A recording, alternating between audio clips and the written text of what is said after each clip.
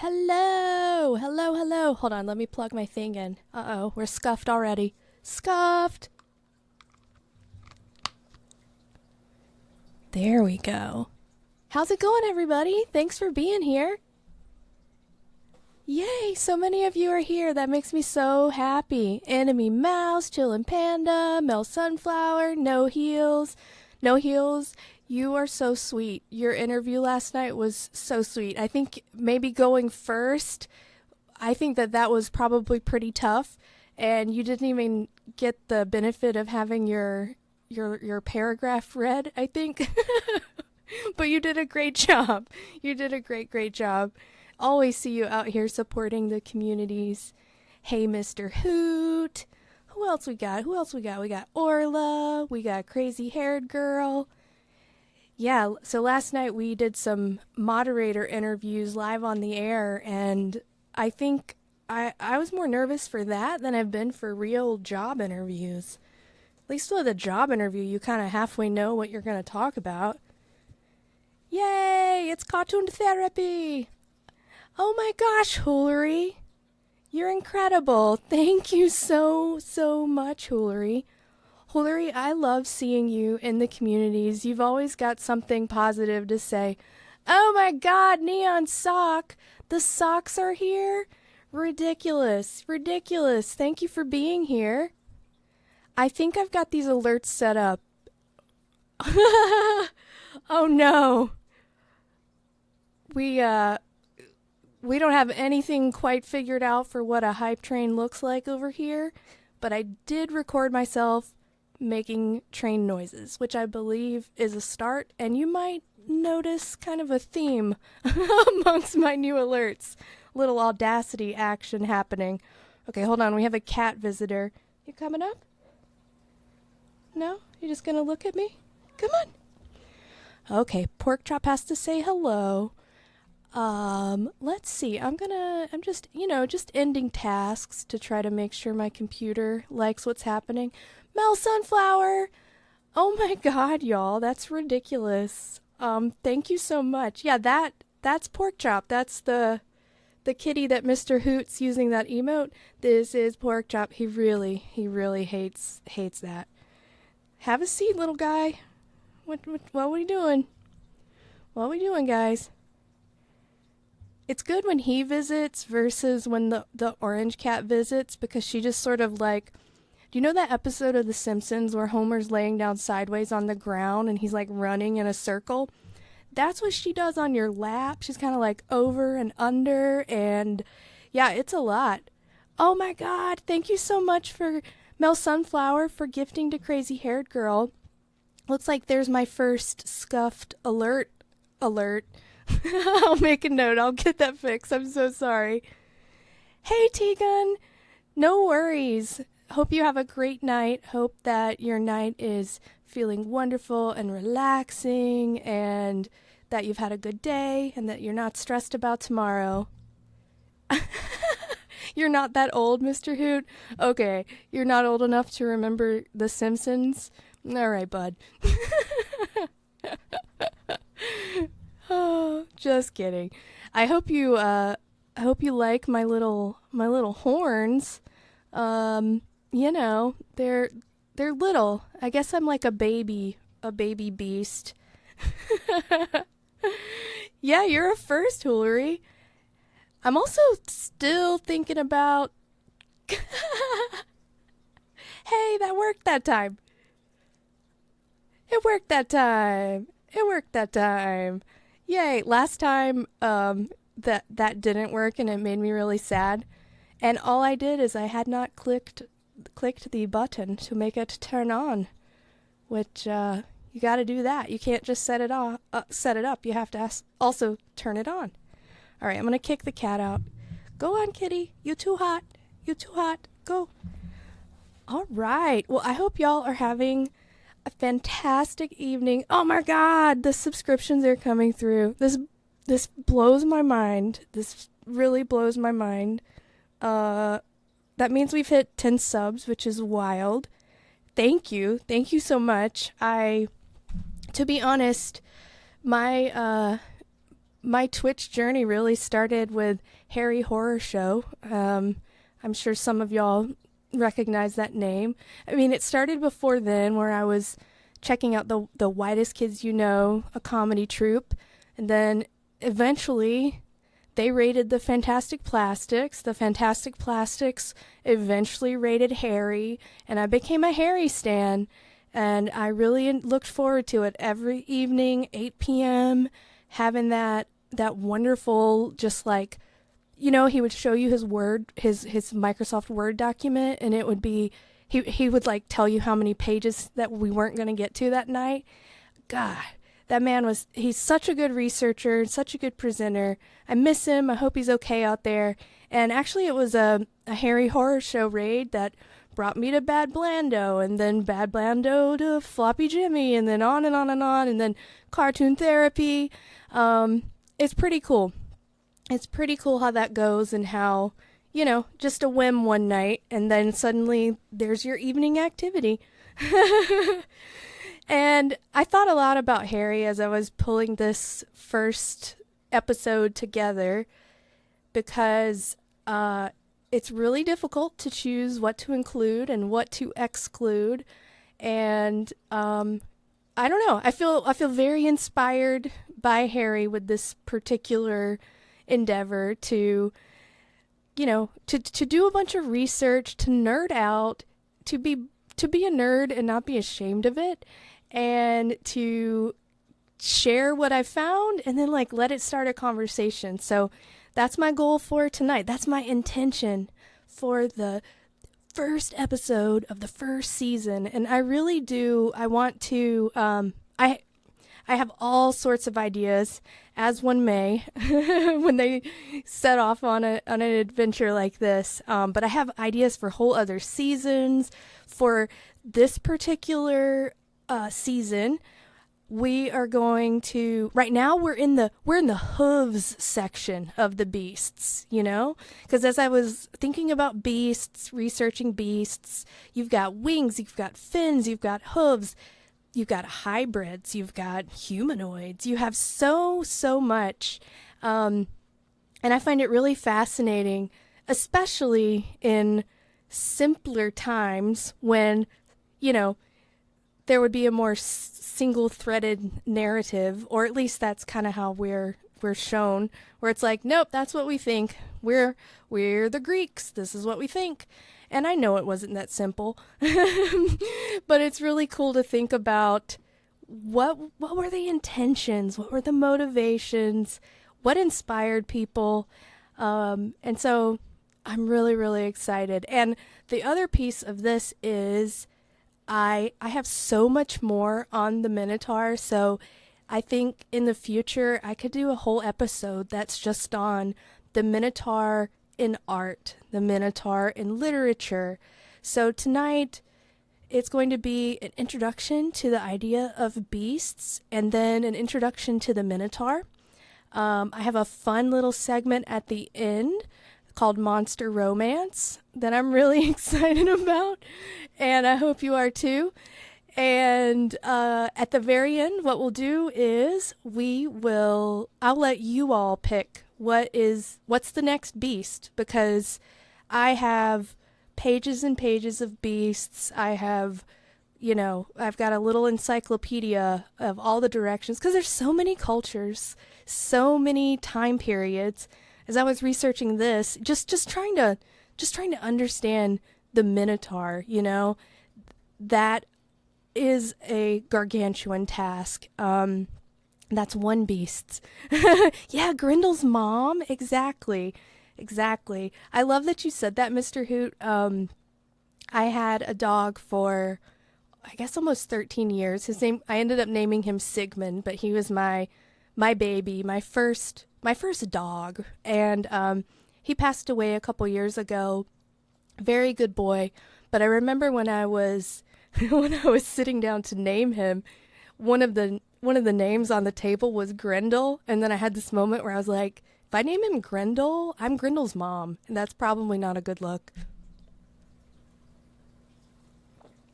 I am recovering from COVID, so if I start coughing, I'm so sorry. Like that. but we will do our best. We've got beverages. We're gonna get it going. We got this. So yeah, thank you all for being here. I know a lot of you from chat, CHYAT, which to me, what is chat? What is chat? It's the folks that gather in these various communities on Twitch, and we all have our places where we want to be. And yeah, I gave cartoon therapy virtual COVID and also Joe Biden. So, you know, Mr. Hoot says, okay, the meaning, man, I witch tat because I have so many tattoos that I don't know how many I have. I know that I've reached the point where I count hours that I've sat for tattoos. So yeah, definitely mask your phone, mask your wife, mask your dog. Make sure to mask up. COVID be out there again. Yeah, so chat, I feel like we are chat, you know what I mean? Like, I see y'all around in this virtual world, and I love when I hop into a new stream and then I'm like, oh my gosh, like, there's No Heels, or, there's Mr. Hoot. I don't know if I've ever seen Mr. Hoot. I've seen you places, but you just kind of hop in. And, oh, okay. Well, this tattoo, I don't know. It means a lot of things. I've gotten it tattooed multiple times, so over time it has changed. You can carbon date me by what it looks like. Really, it means gender equality, and if that ruffles your feathers, you're gonna have a bad time. Oh, thank you, Cartoon Therapy. Yeah, so I know y'all from chat, but what you probably don't know, or maybe you do, I don't know. I'm a former academic and teacher, and my goal in life was to be a college professor. And then I got there, I achieved the goal. Maybe you've had this experience. You achieve a goal, you work really, really hard for it, and you get there, and then you don't want it anymore, or it's not what you thought it would be, or it doesn't have health insurance, which was part of the deal with me leaving academia. And I was sort of faced with this choice of, do I want to try to get tenure, and looking around and having brilliant friends who were also professors who were like 5, 10, 15 years in this tenure game. And I'm like, is this really what I want to do? Can I do this? Like, can I live like this, And there was timing is everything a lot of the time. I was in a car accident. It was minor, but I went to the doctor and I didn't have health insurance at the time. And the doctor barely looked at me.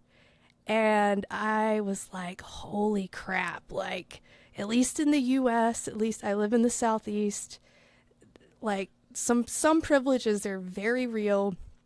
And the idea of, like, dying of preventable disease really bugged me. So that sort of set me off. And I worked a bunch of random jobs for, like, my friends often make, like, poke fun at me because they'll say, like, they'll mention something and then I'll be like, oh yeah, back when I was a florist, which I was for a little while, or back when I worked for the government and I worked for the EPA. And they're like, when did you have time to do all these things? And the truth was, I was working multiple jobs or going to school full time and working, like, hustling too hard. To the point that when I started working, like, one full-time job, I felt like I had just gotten off of the teacup ride at Disney World. So anyway,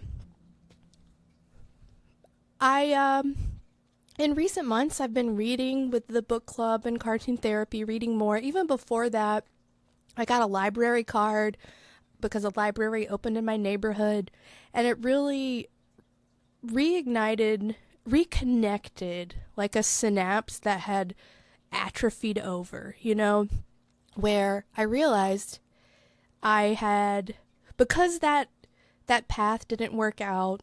I think that my heart was sort of hurt, where it was like, what's the point of reading academic journals, or what's the point of reading voraciously, like what and I don't have time. Or another thing is, feeling like, oh, all I do all day is stare at a computer and read and write, albeit not for what I thought I would be doing.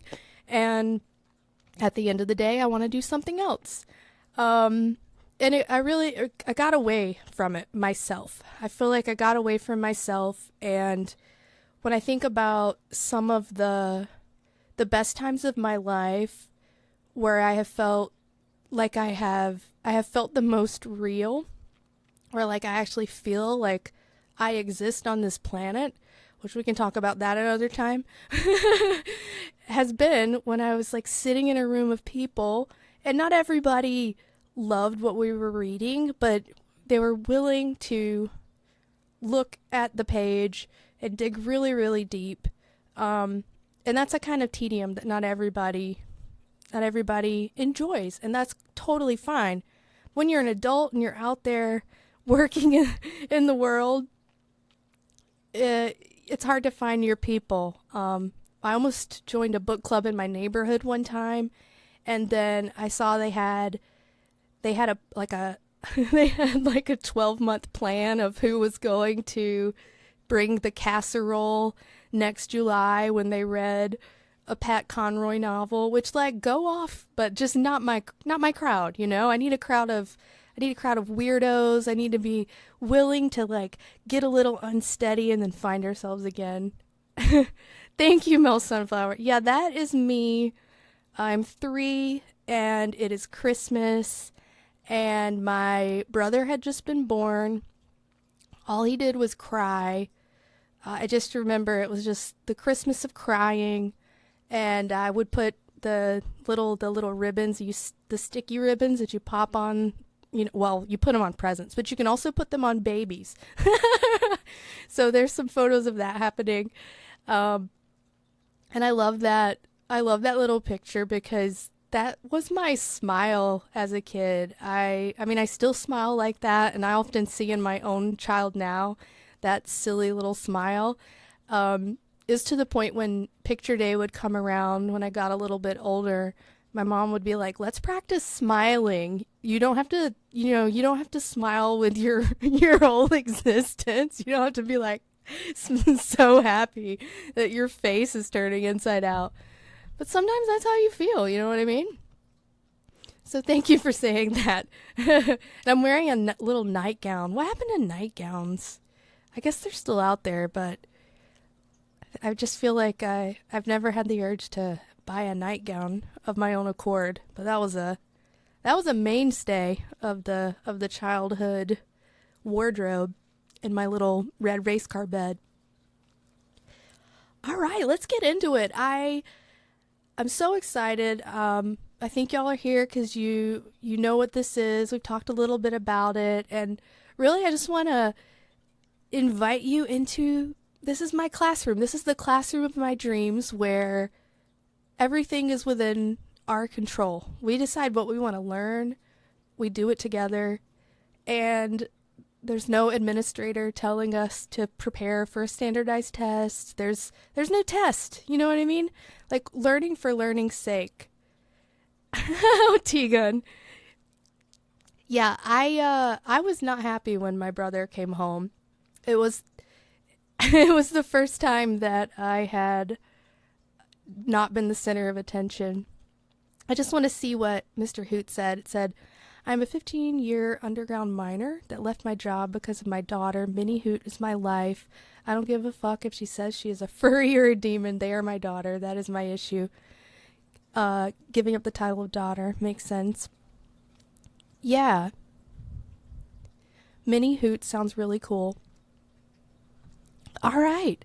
Let me take a big sip of beverages and then we'll get going.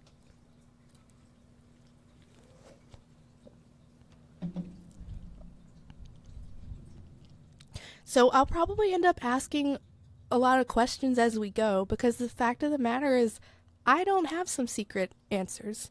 In fact, I think the answer is to ask more questions, which might feel unfulfilling and like, you want some kind of closure. But the truth of the matter is, I think we make our meaning together. We find our meaning together. So as we're going through, we're going to talk about beasts. Beasts take all kinds of shapes, but I want us to think about what are the beasts that humans tell stories about, we make art about, the beasts we believe in. What do they tell us about ourselves? And that's going to be a thread that goes through. All right. So first and foremost, English is a very interesting language. And there are so many different definitions for what a beast is. Is a beast an animal? Is a beast an animal as opposed to a human? Is a beast a person that has certain qualities? Is a beast a thing or a concept with certain qualities? Is the beast part not the person, but the characteristics? Which part is the beast? And so as we go through these definitions, it's almost like we know less about what this alleged living embodied creature is than we do about these characteristics that seem to define it. And the first definition starts out and it's like an animal, a dangerous one, a big one. It's probably got 4 feet. You're like, cool, cool, cool. And then by the end, it's like a thing or a concept that has a particular quality.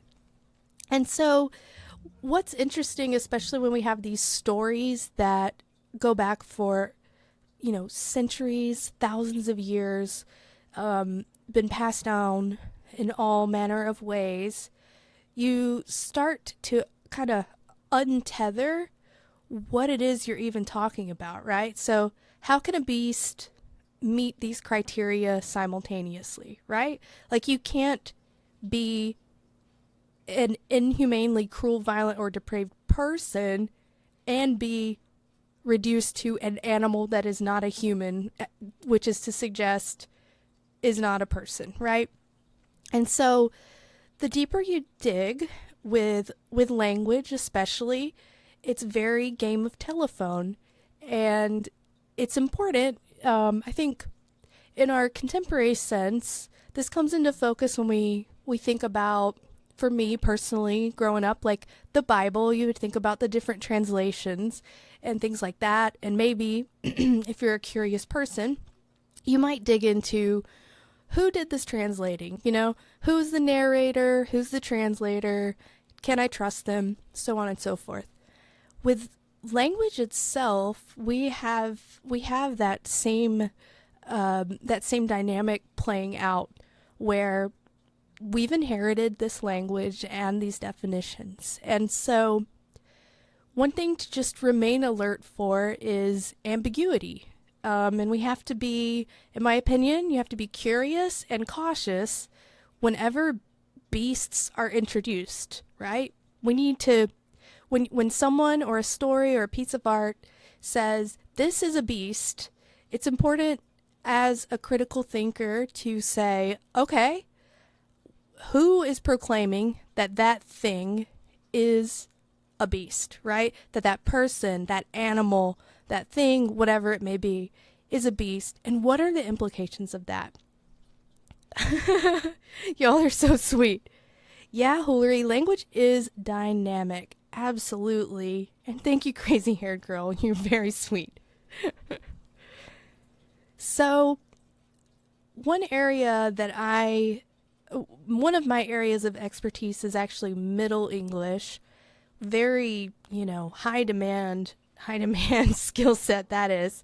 So that's along the lines of Chaucer. Chaucer's English is mostly what you think of. It sounds like Wanda April la Sota, and so on. And we can get more more into that with other stories as we go. What's interesting to me is that English, it's a fairly old language, right? Like it has had these big shifts that have happened.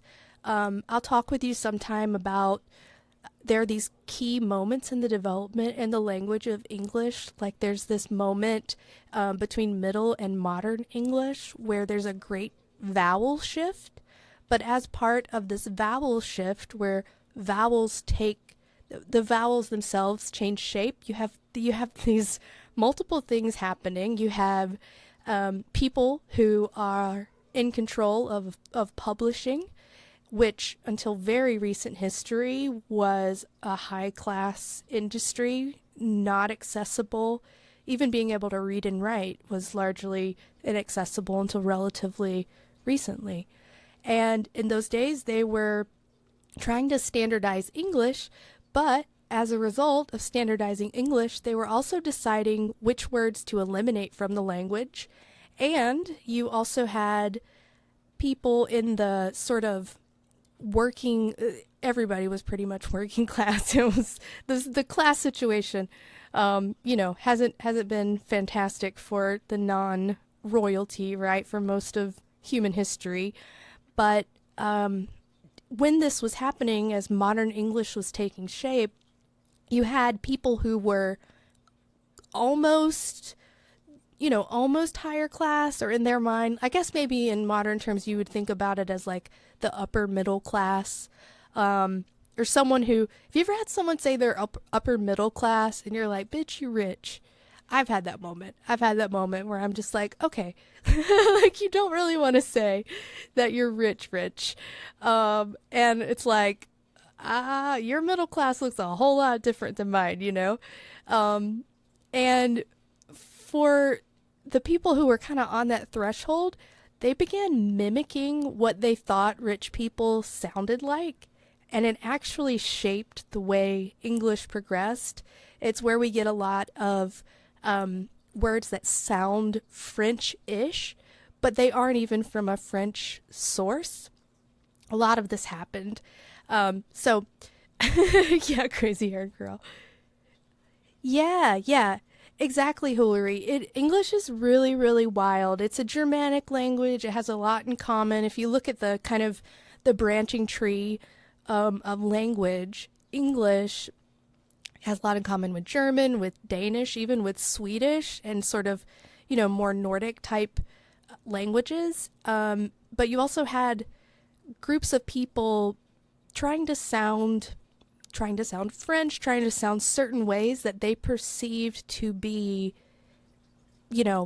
making other people think that they would, that they were higher class than they were. They were faking it till they made it, and they were not pronouncing words correctly. Yeah, and Latin. Big yes on the Latin.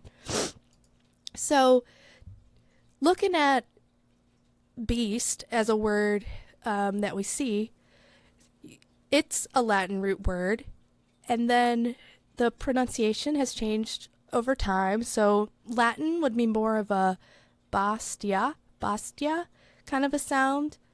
Old French, more of a beste, and that last little e is real subtle.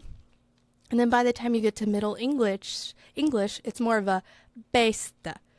One cool thing about Middle English is that little E, like you see in the Old French, even though it's not there, the pronunciation in Middle English, when words end in T, they still have this little schwa sound at the end. So, besta.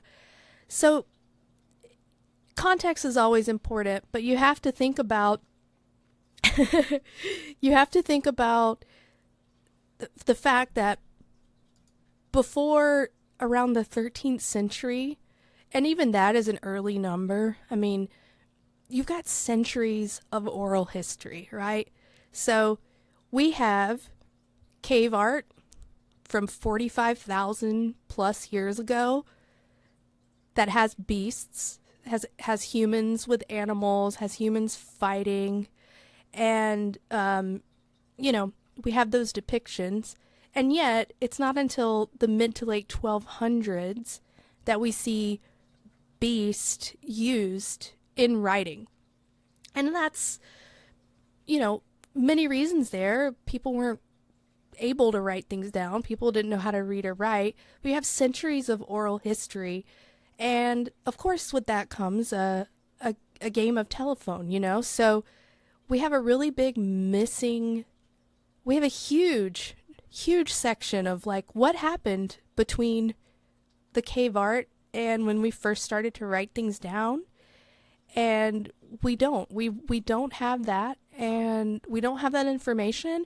We can piece together the puzzle, but there's just something that we have to be okay with is not knowing and having that ambiguity. Hey Shogundi, hey Chillin' Panda. Hillary says, is this area of study called linguistics or etymology? I think both, linguistics, and etymology is, looking at the individual words, and linguistics is more looking at the languages. So a little bit of each. I feel like etymology is connected. Like, I feel like etymology is always important.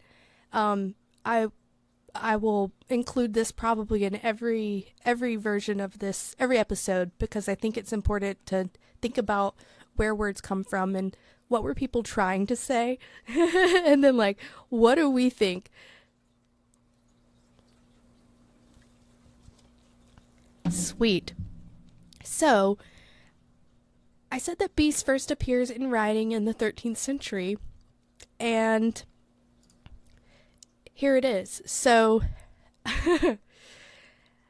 a thing that you learn when you are studying Middle English, Old English, I think I went into the line of study thinking, oh my gosh, we're gonna do, Le Morte d'Arthur. There's gonna be knights. There's gonna be all this really fun, interesting fables and other such things. Well, the further you go back, the more you have homilies. And what that basically means, they're spiritual textbooks. And in this instance, it's called the Holy Maidenhood or Letter on Virginity. And the whole point is to encourage young women to go into religious life instead of marriage, which at first glance you might think, okay, wow, those are the only options. Well, yeah, those sort of were the only options. And at first glance, it can kind of feel like, oh, ugh, I don't want to read this. Like, what's it gonna say? Like, protect your maidenhood. You know what I mean? Like, don't let anybody in there. But there was a radical aspect to it. It was becoming a nun and going down this path. It did give women another option, which was kind of cool, where it's like, look, having a choice was more than just having no choices at all. So while it wasn't be anything you can be, we believe in you, go walk on the moon and invent, brain surgery or whatever, it still was a really powerful thing. And then depending on where you look, not a very popular idea, depending on the depending on the community, and especially because you need your women to marry your men to have the babies, and on and on and on and on and on, right? So in this what we see happening here in this homily, a homily is like a spiritual textbook basically. So what happens a lot is you have a sense of this text has authority. Yes, strap on your chastity belts, ladies. That's exactly right. That is exactly right. And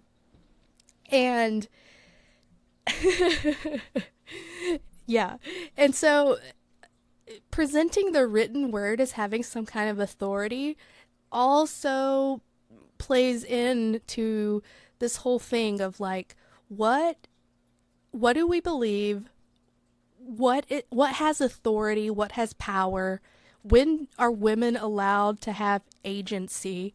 And one reason that women would go into religious life instead of marriage was because it did grant them the ability to sometimes learn how to read and to have a life that was, not just a mirror kind of what they had seen all around them. And so in this particular section, it's saying, let's see, I'll try to read a little bit of it for you in Middle English so you can hear it, and then I'll tell you what it says. So it says, A schwawi we set verlukker as we bein we dreien be werede betten ik nou bebe muria be ma liben meren bemerad be libe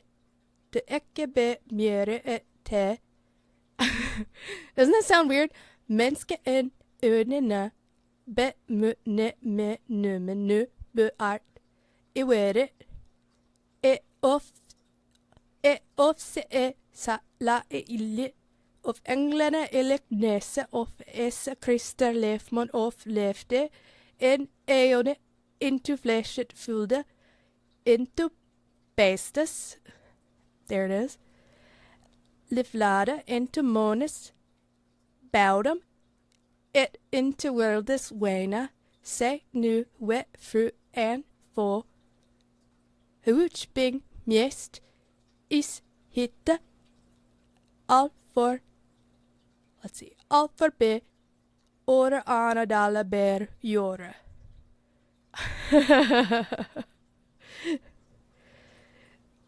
That's very sweet, Androgyny. Thank you for being here. Yeah, doesn't it sound like I'm glitching? It's like So what this is saying, it says, but let us clearly show yet more clearly, as we promised before, what the wedded suffer. From that you may know by how joyfully you can live, maiden, in your maidenhood over what they live. In addition to the mirth and the glory of heaven that no mouth can tell.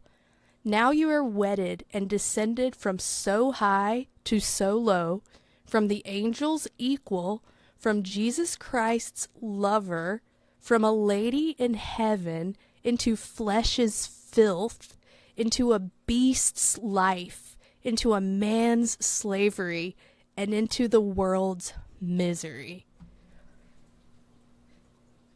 Blows my mind. Hillary says, was it true most people, not just women, were illiterate by design? The priests were the only ones who could read. Much of the art was intended to teach. Seems it would keep people more controllable. Absolutely. You see that through, in pre-Christian society, but you also see it when you look at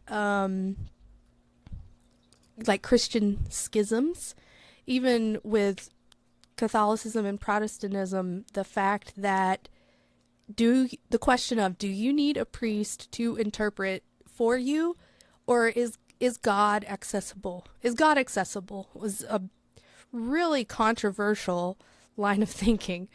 And, if you can read, you can write. If you can read, you can make laws. You can influence thinking. And I would say, yeah, the systems in place, they had, there's a lot of power in saying, come down and let me tell you what to think and how to interpret this. Now go home. Neon says, imagine gatekeeping the Almighty. I know. It's kind of wild. I think, like, it's so common now to think about, even if you're not a particularly religious person, the idea of religion and spirituality being personal is not controversial at all, I would say, in contemporary form. So I love this document because, well, it's pretty incendiary if you're, the mayor of the town. And you've got this document that's like, don't become a beast, don't descend into the world's misery. Like, having an option of like, world's misery, Jesus's wife, Jesus's lover, world's misery. It's like, when you put it like that, wow. And in this particular portrayal, you do see beasts, the concept of a beast presented in contrast with a person. What is a person? A person is moral, is God-fearing. Lots of allegory comes into play when we're talking about beasts.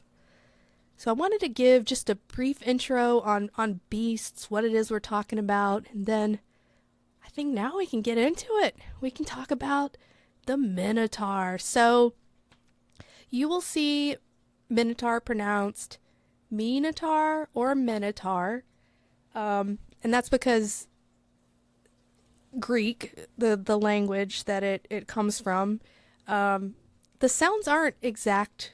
They aren't exact, like 1-to-1. So I'm going to call it the Minotaur. That's the most common English way. The vowel, it's a little different if you want to get real nitpicky, but I'm not going to be like the person who goes to Spain and is like, suddenly everything, they speak Spanish with, a lisp. We won't do that. All right. Cover your eyes or get ready, because we are going to learn about this Minotaur. First and foremost, yeah, they were perverted. Yeah.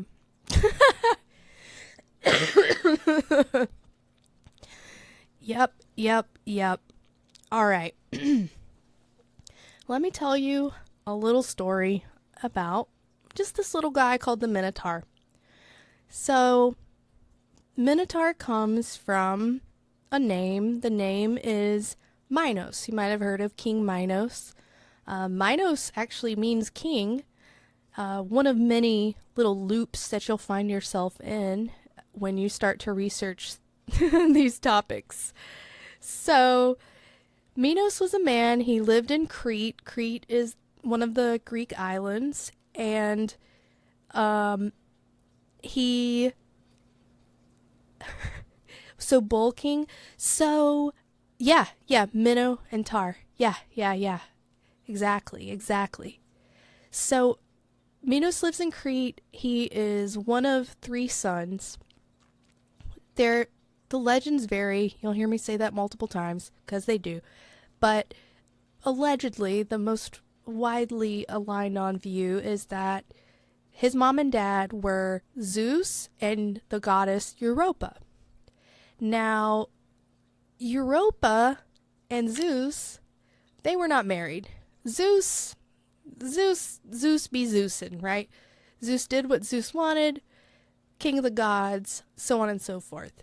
Europa, her husband, was the king of Crete, and his name was Asterion, so Asterion. Asterion. That basically means starry one. All right, so Europa, she's got this husband, king of Crete. His name is Asterion, but Minos' dad is Zeus. So Asterion is Minos' stepdad, okay? So everybody knows this. They're just like, oh yeah, that's how it goes. So Asterion, he eventually dies, and when he dies, because we've got multiple sons, one of them is, a stepson who is the son of Zeus. It was unclear which son should take the throne. So Minos, he had to come up with a good argument for why he deserved the throne, right? So he thinks about it and then he decides, all right, I deserve to be king because I have the support and the authority of the gods.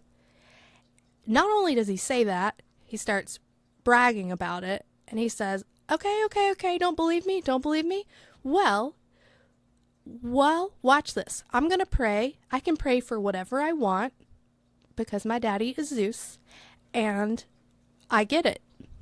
So he prays to Poseidon and he prays for a bull to appear from the sea. And you'll see bulls in a lot of cultures during this time period. They were important for sacrifices, they were important for meat, and Crete in particular as an island, they had no large mammals. So especially for them, you know, a bull coming up, it's almost like an elephant crossing, like coming out of the Pacific or something for us. So he's like, yeah, watch this. He prays to Poseidon for the bull to appear from the sea, and the deal is that when the bull shows up, okay, but you gotta sacrifice the bull to Poseidon. So Poseidon's like, cool, dude. Yeah, I'll grant your wish, but you gotta sacrifice that back to me. So if we think about that, that's like an exchange of power happening, right? Where King Minos, he's like, I want this throne, I want this power, and watch this. I'm so cool. I can, I've got the gods' favor. I deserve to, have this. I deserve to have the power. Watch this. And Poseidon, also a power player, is like, yeah, okay, I'll give you what you want. You give me what I need, right? Which is like this exchange of power back. So Poseidon grants his wish, and this magnificent white bull starts marching out of the sea, and everybody's like, okay, all right, well, there, he did it. And not only did he do it, it's a white bull. It's like this, what a magnificent, unusual, like the coolest thing they've ever seen. So King Minos, he's like, all right, I'm gonna take to the throne. First thing I'm gonna do, I'm kicking my brothers out of the whole country. And he banished his brothers. He's like, we can't be having that. But Minos did not fulfill his vow to Poseidon because he decided that the bull was just too nice, right? Too nice to be sacrificed. And he's like, what? It's kind of like the quiz we were doing if you were in cartoon therapy earlier, where it was like, if you were alone and would you steal $1 million? Like, in his mind, he was like, nobody's going to know that I didn't do the right bull, He's like, Poseidon's not going to know. I'm going to do the thing. I'll sacrifice a bull. Poseidon will ask me, did you do the thing? I'll say, yeah, and then we'll just carry on, right? Well, Poseidon finds out. For one, it's a white bull. Like, what are you doing? And Poseidon does not take kindly to being deceived, especially when he's helped someone. Yeah, big whoops. So Poseidon's like, I'm going to punish this guy. How could I get to him? All right. I'm going to make his wife just have so much desire for this bull, which pretty good comeback, I'd say. King Minos' wife, her name is Queen Pasiphae, and yeah, she becomes so transfixed with desire that she goes and she's like, okay, what can I do? Like, I have to mate with this bull. I just gotta do it. And lucky or unlucky as it may be, their timelines cross with Daedalus, Daedelus, known for, he's involved with Icarus and other things. So he's an inventor, he's an engineer. He's who the Greeks during this time would depend on when they needed like an ingenuity, like an ingenious kind of solution. They need something new. Yeah, basically. Yeah. Oh no, you're good. It's like the auto moderation is not calibrated well. You both are completely fine. I just clicked allow so it would, allow you to speak like an adult and talk about the topic that we're talking about. Yeah. So she sneaks off. She doesn't tell Minos about this. It seems like he kind of forgets about it, right? He's just like, yeah, I got away with that. That was cool. And so Daedalus decides, all right, I'll help you out. Here's what we'll do. We will build a wooden cow. We are going to put this wooden cow on wheels. And we're going to coat the outside of this wooden cow with real cowhide. We'll just like use the skin of other cows. This will trick the bull. Y'all can do your thing. And I can't help but think about, if you've seen Ace Ventura: Pet Detective, when he's in the rhinoceros, it seems a little bit like that, or like a really kinky Trojan horse situation happening here. So yeah, as this picture shows, this is the story. The story is that she rolled that sucker. She backed that sucker up. Beep, beep, beep. And also the picture, the bull isn't white. Like she was in a bad, she was down bad, I believe, as the kids say. So it worked though. It worked. She seduces the bull. They mate. And as the story goes, that's where we get the Minotaur. So then the time comes. She's having this baby. It's obvious from the start that the baby is half bull, half man. The way it's described varies. Which half, right? Which half is a bull, which half is a man. And so it's obvious from the time that she has a baby that, I guess they all looked at it and was like, well, she fucked that bull. Like, they were like, that's clearly what happened. And they're like, oh, what do we name him? What do we name him? So they name him Asterion. Now, where did we hear that? That was King Minos' stepdad's name. So I don't know, we don't know for sure, but that kind of seems like a little fuck you as well. Perhaps though it helps to kind of damn the Minotaur, because King Minos, he didn't have a great relationship with his stepdad. His stepdad died, which was kind of like this liberation, and he gets to become king. Now his wife has made a baby with a bull, and now the baby is named Asterion. So there are accounts of the legend where Pasiphae, she nursed and raises this baby until he becomes too ferocious, whatever that means. And he starts to eat people. Oops. Why a bull would eat people when they tend to be vegetarian? They got them cow molars, right? Like they're flat, they nom nom. Anyway, this guy though, he starts eating people. And then when this happens, King Minos is like, oh shit, I had put Daedalus in prison for helping her, for building the cow. He's like, all right, we got to get him back out. Get him out of there. Get him out of there. And let's get him to figure out a solution. And then that is where the idea of the labyrinth comes into play. There are lots of different depictions of what that looks like, but generally the thinking is that underground on this island of Crete, that he builds this elaborate labyrinth, which is basically a house for this beast. And they just put the Minotaur in there.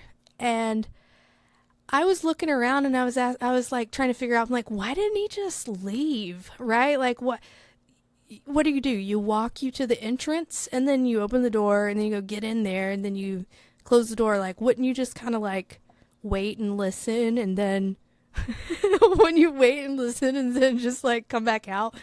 Apparently though, the thinking is that this, wonderful engineer had figured out ways to make illusions, had made it impossible to escape, that there's trapdoors, that there are, it's like a house of mirrors, there's no light, and periodically it varies across the different stories to figure out like how often they did this, but as an offering, they would go and they would get kids, young sturdy offerings from Athens. So this is interesting because Crete is an island, Athens is mainland Greece, and their solution was, well, we will get Athenian youths, like a lot of one of the legends says every year they'll do nine boys and 9 girls and just kind of like round them up. So they were probably, it kind of seems like they were probably kidnapping. Yeah, the people were the Minoans. Exactly, Hilary. So the people who lived on Crete at this time were the Minoans, and they're renowned for being a naval culture, and it was really uncommon in that area. And the fact that they were so good with moving around, moving goods across waters in the seas and stuff. They had especially if you compared it to the mainland Greeks, they had a really like a huge leg up. So it kind of sounds like they were pulling up to Athens and like doing some kidnapping or something along those lines. So messed up. And it's not clear, like, were they trying to, what were they doing? Were they trying to keep the Minotaur happy? Were they trying to keep him in there? Were they, like, who were they helping? It's not super clear. What's also really unclear is anything that really happens from the time that they allegedly put the Minotaur in there to the time that we find out that he's dead. There's just this big, yes, crazy-haired girl. Yes, oh my God. They're just a metaphorical white van. They're like, come on, kids, you want to ride on a boat? It's awful. Yeah, so you don't know anything. You don't know anything about really what happened. Yeah, and you can't logic it too hard, you get to a point where it's like, hey, let's he can't get out. Like, okay, if he can't get out, then why do you need to give him an offering? Like, you can kind of like tease those threads apart. In this particular story, when we learn about the death of the Minotaur, you have some other interesting elements. You'll notice the women, don't do much of the women are never the heroes in these Greek stories, at least not in, they're not the first person hero. So as this part of the story goes, it was time to round up some more kids, pull the boat up, kidnap those Athenians, bring them back to the island, open the door, throw them in there. And then this young Athenian named Theseus, who was the son of the king of Athens, he volunteered as tribute.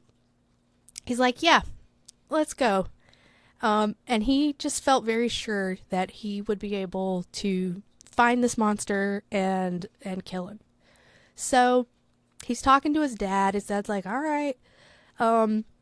He promises his dad that when he comes home, he would raise his white sails if he was victorious, or if the crew's coming back and he's been killed, or he's disappeared, whatever. If he's not there and he's not okay, they're gonna fly black sails.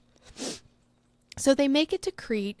When he gets to Crete, he's greeted by King Minos, his daughters, and the daughters of King Minos are half siblings of the Minotaur. So you've got 2 sisters. You have Ariadne and Phaedra. And the image on the right, those are supposed to be depictions of Ariadne and Phaedra, and then the people in the middle, that's supposed to be Theseus and the Minotaur.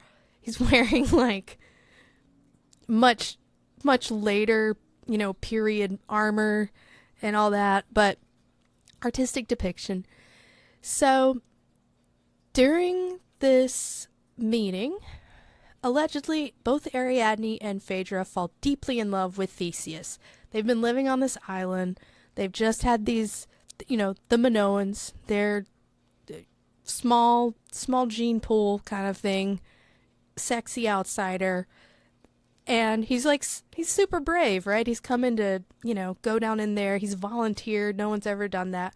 So they both are crushing pretty hard on Theseus. So, yeah, sexy outsider, you know how it goes. Well, Ariadne in particular, she starts to feel really, really scared for Theseus. She's like, oh my God, he's going to go in there. My half-brother is going to eat him, and he's just some hero. He's just trying to do hero stuff. So what does she do? She hits up our good friend Daedalus again for help.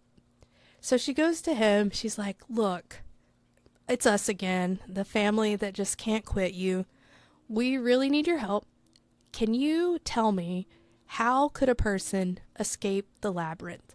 Now, previously, his note on that had been, no one can escape the labyrinth, and no one had.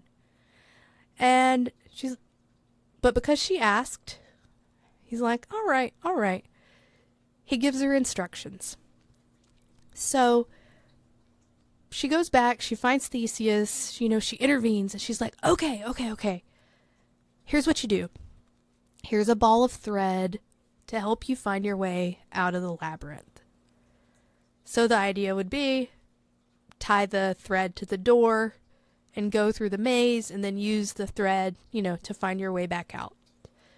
So he enters the labyrinth. He does exactly what she says. He goes through. He eventually finds the Minotaur. In some stories, she goes with him, and she's in there with him. Others, she's not. Who knows, And he finds him, and he kills the Minotaur. And in every version of the story, there is no dramatic build-up. There's no and then he leaned right, and then he leaned left, and then he roared. No, it's just and he found him and he killed him. It's the same sentence. Yeah, it's a whole lot of build-up. And you're like, all right, I wanted to learn a little bit about our boy here before he was murdered. But no. And so Theseus cuts his head off, takes it back with him. Yeah, all that and he killed him. And seeing the head of her half-brother, Ariadne, she has a lot of mixed big feelings about it, so she's like, okay, this is a lot, you know what I mean? It's one thing to be part of the story that's developing, and be like, okay, I'm gonna help the sexy outsider boy, and then maybe eventually he'll give up or whatever. No, suddenly it's like, oh God, this got really, really real. Now there's, a head, there's all this happening. Yeah, crazy hair girl, totally. And also you've got Theseus, right? So you've got just think about the Disney movie Hercules and the bombastic kind of characters who are like, oh yeah, and then the fish was this big, that kind of a thing. The survivors control the narrative. So while Ariadne, we don't really know if she had ever met her brother, her half-brother, if she had, we don't know. There's speculation in the different legends, but like I said, it's very much crazy scene where lady and bull make baby, put the baby away, and then, oh my goodness, this guy killed killed the guy, and let's keep it pumping. It's a lot of like, let's keep it pumping. They had not really developed the art of, timing and building up. There was no denouement in French, where like the unraveling starts to happen. So in some versions of the story, Theseus wraps the head up with the white sails from the ship. Who knows? Just a detail. Crazy haired girl says, I thought there was a story that he killed him with his horn. Yeah, there are variations of how he killed him. That's one version. Another one is that he did it by punching him. I was reading that one earlier where it's just like pew pew pew pew. He just punches this bull man to death. And then some say that he stabbed him. In the theatrical renditions, it's usually like I stab you kind of a thing. But with the horn, that's some that's high drama right there. Exactly. Right, like, and what did he do? Did he rip the horn off and then beat him with it? Like, geez, Theseus had some unresolved anger issues, So, Theseus, the technical term for him is he a little bitch. Because he's got the head of this monster that he killed. He decides, you know what? I'm going to take Phaedra and Ariadne. I'm going to take them with me. We're going to go to Athens with the head. So not only, like, imagine if you're King Minos, right? This fucking guy has the monster that you've been trying to hide, right, your whole life. And in many ways, if this monster is found out, that's your heir, right? And that kind of probably ruins your plan. And not only that, your daughters. He takes both of the daughters and, this beast that he's killed, which no one was supposed to be able to go in there and come out. No one was supposed to be able to kill him. It's a lot. It's like getting fact checked really, really hard. So he was not having a good time. On this boat ride though, Theseus is like, all right, what's my next move? He says, got these two beautiful maidens. I'm going to marry Phaedra. Not only that, he decides, all right, I got to get rid of one of these broads. I got to get rid of one of them. And I'm going to get rid of Ariadne. So they're passing an island, the island of Naxos. He pulls up on the island. He's like, Ariadne, what's over there? She's like, oh, haha. And then he takes off. He leaves her on this island. So we don't know what he was thinking, but he has no gratitude. Yeah, he's bye, bitch. It's pretty ridiculous. It's just no thank you. You know what I mean? Like, and I have to kind of think that he's kind of riding on this high of I killed the monster, and he probably is starting to build it up where he's like, I did that. You know what I mean? And it's like, nobody, like, you did that, but it was Ariadne's thread. That's the only way that you were able to get out of the labyrinth. It's only half the battle to kill the Minotaur. If you kill the Minotaur and you can't get out of the labyrinth, no one cares. Then you're just dead in the labyrinth. You know what I mean? No one's going in there and being like, knock 3 times if the Minotaur is still in there. They just assumed Minotaur's in there. We put some people in there every now and then and wash our hands of it.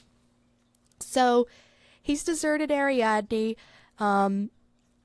There's some interesting splintering off of what happens with Ariadne, which I'll probably do an episode on all by myself. Oh, hey, Neon Sock. Oh, you are so sweet. This is the stuff that's really fun to think about and to learn. And you know what? You don't have to read 10,000 pages and have a tough time. And not to mention how inaccessible that is, right? Like, not everybody can sit down and read. Not everybody has the time and so on and so forth. So I'm just so glad that y'all like this and you like listening to me tell you about this stuff. Super cool. God, that labyrinth had to smell so bad. Absolutely. Just like he's a Minotaur, right? Like he's just just gross. So, all right. Theseus, he's ditched Ariadne. Oh, hydrate is a great idea. Yay! Please. Mm-mm-mm. Whoa, I bonked that. Okay. Now, a little bit of a joke on Theseus, right? Because he's ditched Ariadne. He's like, I'm going to marry the hot babe Phaedra.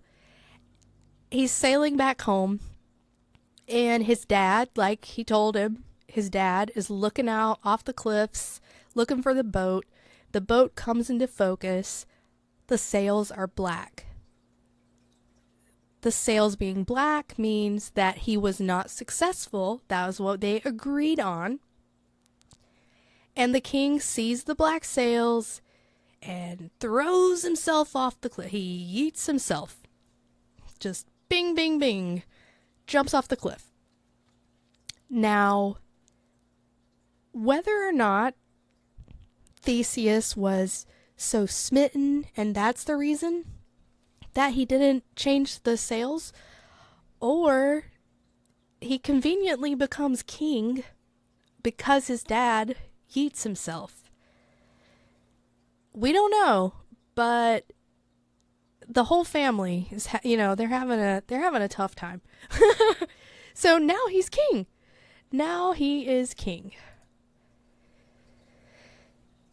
What's really interesting is, I think he wanted to become king too. I think he was getting a little, as we say down here in the South, he's getting a little big for his britches. And he's like, I killed this monster. I got the babes fighting over me. Now I'm going to be king. And it was a really, convenient might not be the right word, but it was a pretty convenient way for him to just slide right in there. What I find kind of unfulfilling about the art and that we have, like we were looking at some of the examples on the previous pages, the art's almost all about the battle between Theseus and the Minotaur. The women, who I feel there's no story without the woman who has a baby with a bull. There's really no story without Ariadne helping Theseus out of the labyrinth. But all, like, the majority of what we see, especially the art that dates back, the older art, it's very much about, either there is a bull there's a Minotaur, he's in a labyrinth, or this particular battle scene. Yeah, and the image where the women are in front, it comes much later. So I think this is, I want to say I don't know exactly, but it's like a double-digit century European.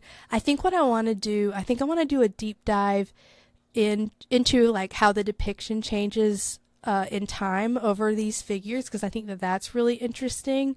And yeah, I think like by this period, people were sort of being like, okay, I kind of get it, versus women being a plot point, just like a little plot thing. So yeah, you wouldn't typically see women in any way unless they were like making a mistake, which you could argue that's kind of what happens with the lady who mates with a bull. Like her lust is her fatal flaw, or mourning, and mourning, being in mourning for usually a man.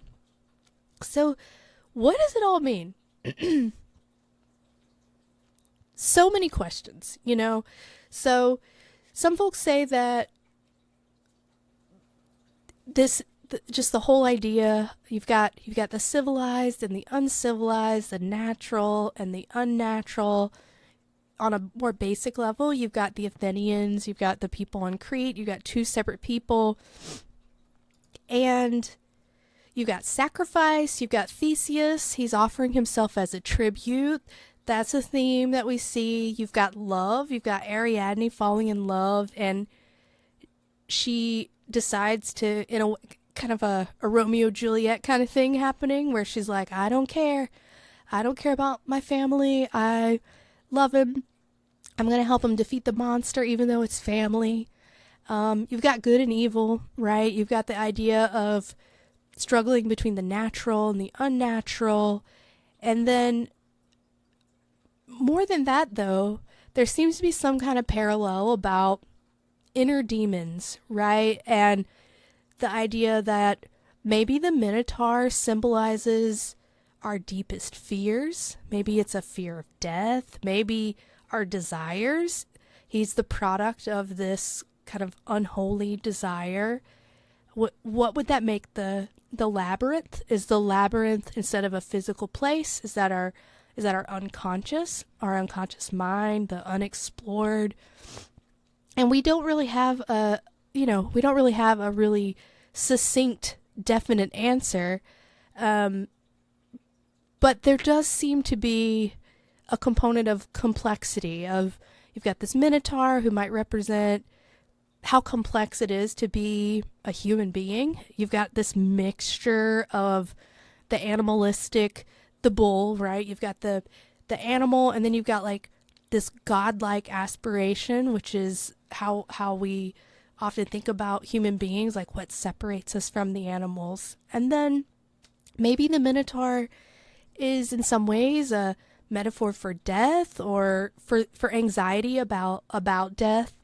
And we don't know, but this is a story that we still tell. And recently read House of Leaves with the Cartoon Therapy Book Club, and that particular story, published in the year 2000, and it features heavily the symbol of the Minotaur and the labyrinth, even the thread, using a thread to try to find your way. And so what I kind of want to leave you with, I know it's more questions, but something to think about is, what's in your labyrinth? What's in your wallet? But what's in your labyrinth? And you think about your labyrinth, and are you, like, let's imagine it's Minecraft, right? Like, are you putting torches up on the wall? Are you feeding the beasts? Are you pretending like it's not there? Are you hoping no one dares, dig down in there? Lots of parallels. And you've got Ariadne falling in love and helping someone defeat the monster, but she's abandoned. In some ways, Theseus defeats a monster and becomes a monster.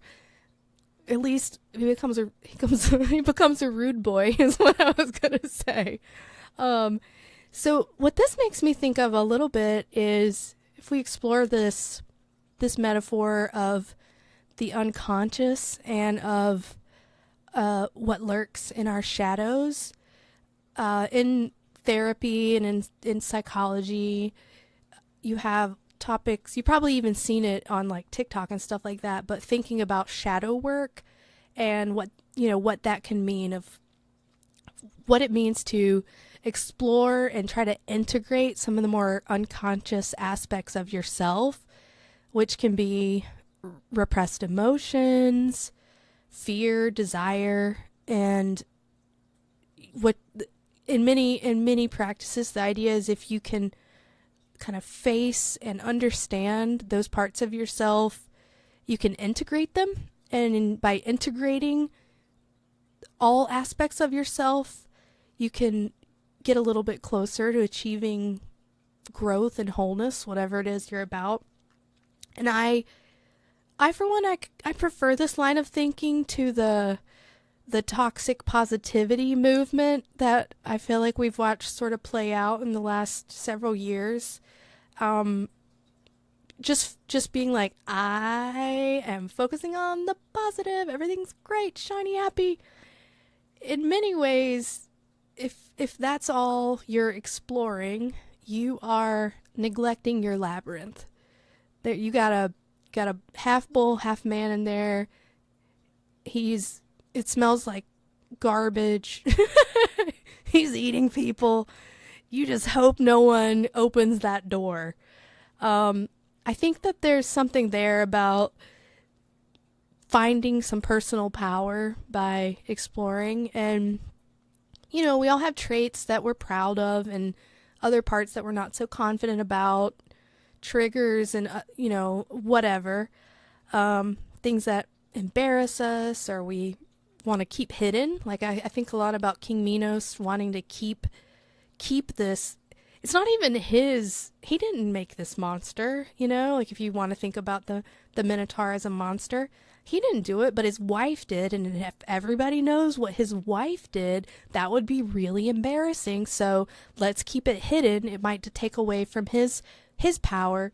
So when you think about the shadow self, some therapists will say like just acknowledging it can go a really long way. And it's not easy though, and it's a lot easier for a lot of people to just lock the door, keep the hidden parts hidden, keep them to yourself, and pretend like the shadow doesn't exist. Yeah, crazy haired girl, I'll totally make this a VOD. Absolutely.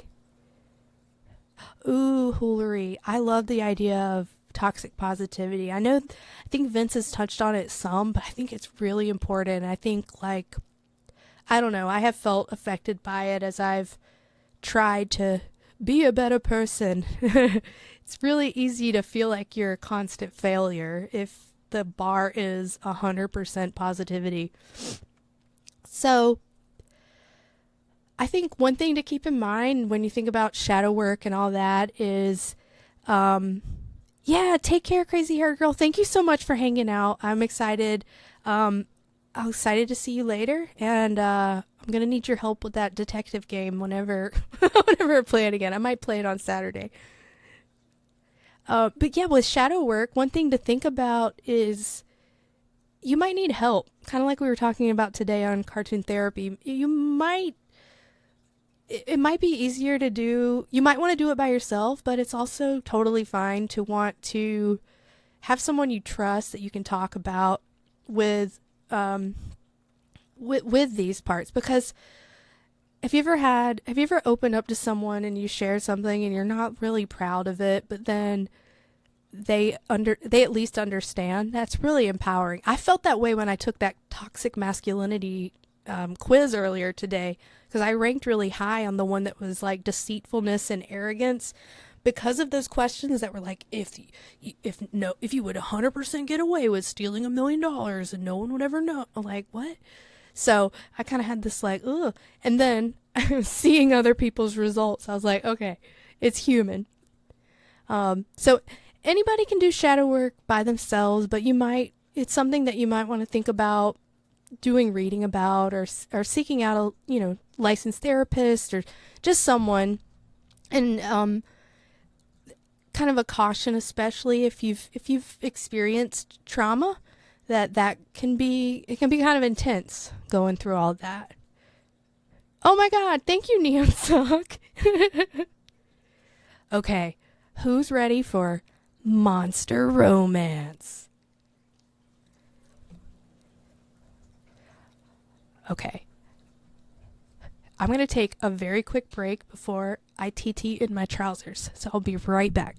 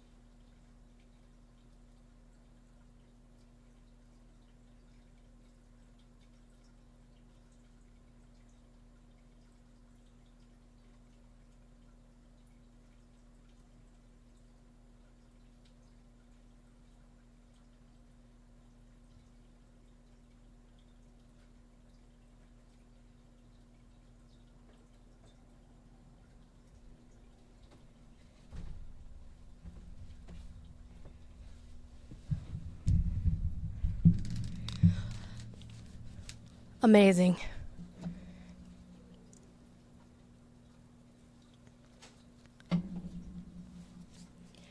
All right. Monster romance. Okay, so monster romance is where I take our beast of the week, I go to our lovely Amazon, because there's a whole section of paranormal, shapeshifter, romance, and erotica. I don't know if y'all know about this. I peruse those, and I find us our romance of the week that we can take a peek at. And this week's is a little bit of a doozy. Some of the best book covers you'll ever see. All right, here we go. Unearthly Delights, Mounted. I can't even do this. Mounted by the Minotaur, Persephone Parsons. So, first and foremost, this cover art,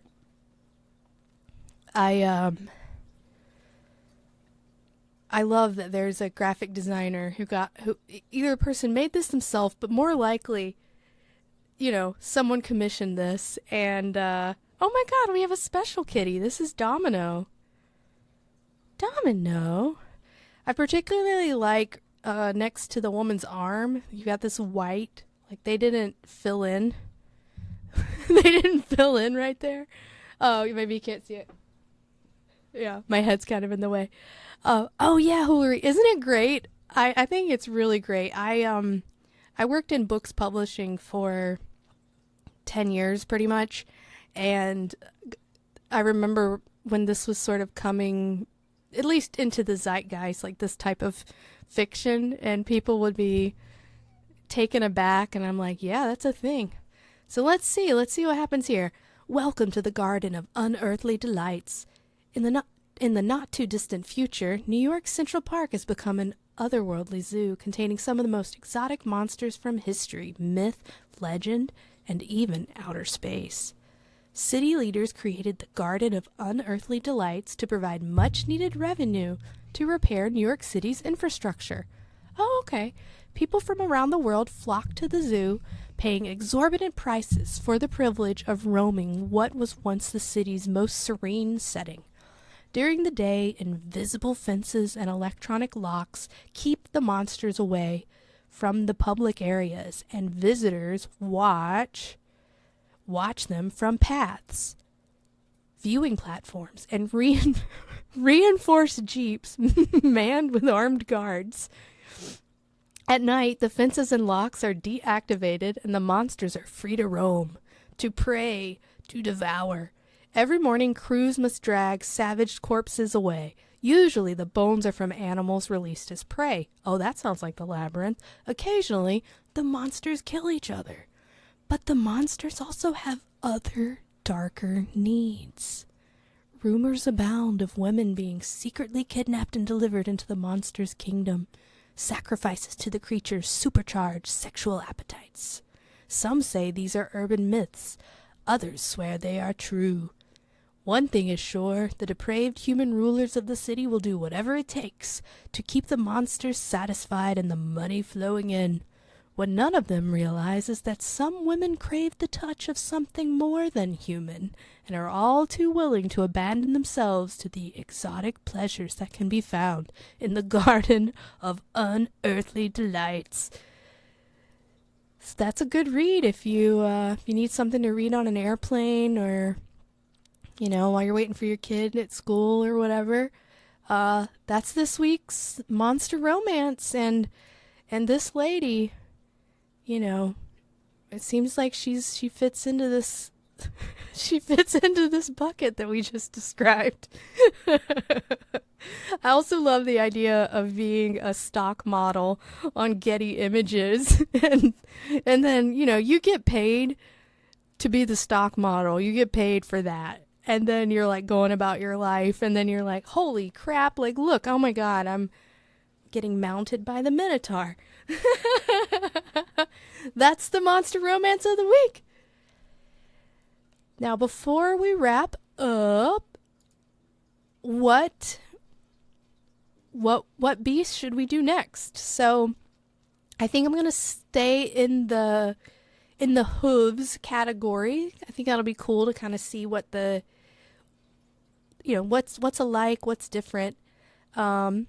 So you can put a 1 or 2 or a 3 in chat. 1 if you want to go down the route of centaurs and satyrs. What's the difference? No, are you a horse man or are you a goat man? And then which part of you is animal and which part of you is man?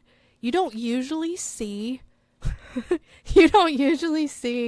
man up, or you don't usually see beast up top, man on bottom, which is actually kind of funny because the Minotaur, he's kind of like that. Like some of the depictions say that that's the way his halfness comes out. Or number 2, the Pegasus. Or number 3, the Golden Fleece, which is basically like it's a sheep situation. Okay.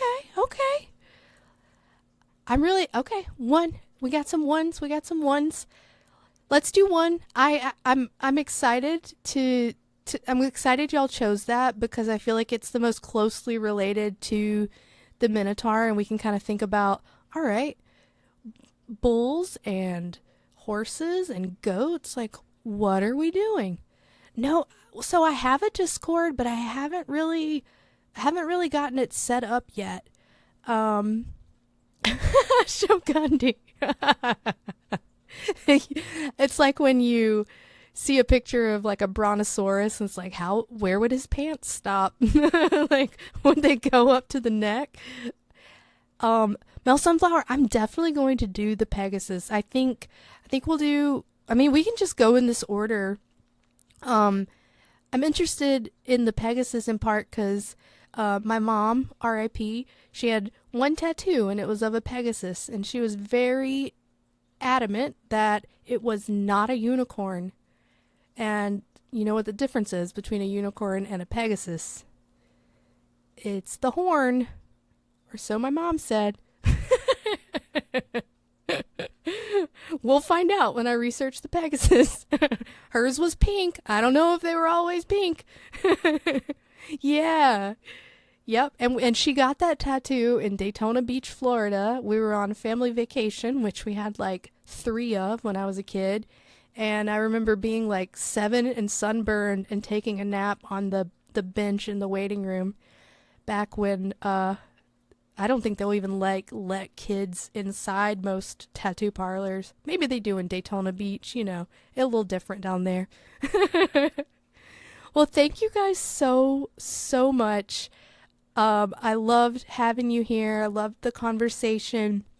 And I'm gonna try to stick with same time next week. If right now I usually post updates in the Cartoon Therapy Other Streams channel until I get my Discord up and running. And also it's like I think Neon Sock was talking about this when they were sort of like, do we need a Discord? It's like, I love the idea of having a Discord, but I'm not trying to like fracture off communities. You know what I mean? Like, I really enjoy participating in the communities that I'm in.